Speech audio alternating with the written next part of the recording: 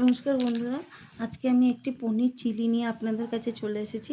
দেখুন, আমরা বড় বড় করে পনির করলে সেটা খুলে যাওয়ার ভয় থাকে। আমি পনিরগুলো একদম ছোট ছোট করে কেটে নিয়েছি।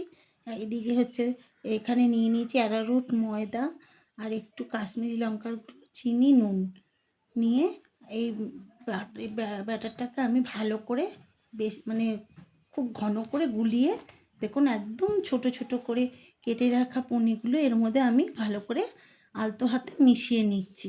একদম হালকা করে এর মধ্যে মিশিয়ে নিচ্ছি যাতে পনিরগুলো আরও ভেঙে না যায়।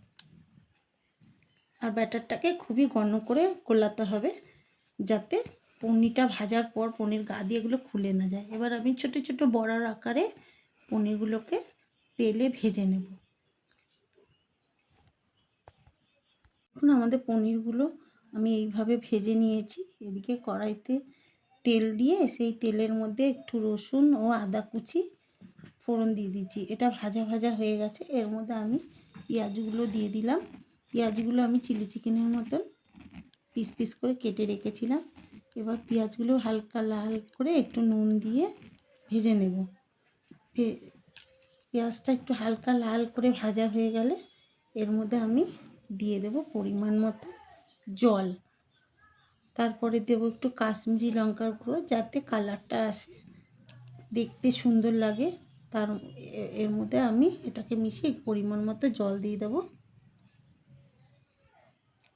দেখুন আমি এরকম পরিমাণ মতন, খুব বেশিও না খুব কমও না। এবার ওর মধ্যে দিয়ে দিলাম একটু চিনি দিয়ে, এবার ঝোলটা ফুটে গেলে আমি পনির বড়াগুলো এর মধ্যে দিয়ে দেব। কারণ আমি খুব একটা ফোটাবো না, তাহলে পনিরগুলো খুলে বেরিয়ে আসবে।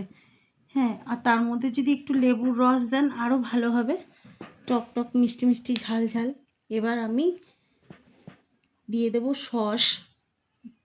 ঝোলটা যে এখন একটু টেনে টেনে আসবে, আমরা দিয়ে দেব টমেটো সস। টমেটো সসটা দিয়ে একটু নাড়াচাড়া করে এর মধ্যে একটু ময়দা, সামান্য পরিমাণে একটু ময়দা জল দিয়ে গুলিয়ে আমি এর মধ্যে দিয়ে দেবো যাতে গ্রেভিটা বেশ ঘন হয়, খুব ভালোও লাগে খেতে। দেখুন আমাদের পনির রেসিপি রেডি হয়ে গেছে। ভালো লাগলে একটা লাইক এবং সাবস্ক্রাইব করে দেবেন। ভালো থাকবেন, সুস্থ থাকবেন। দেখা হবে পরে।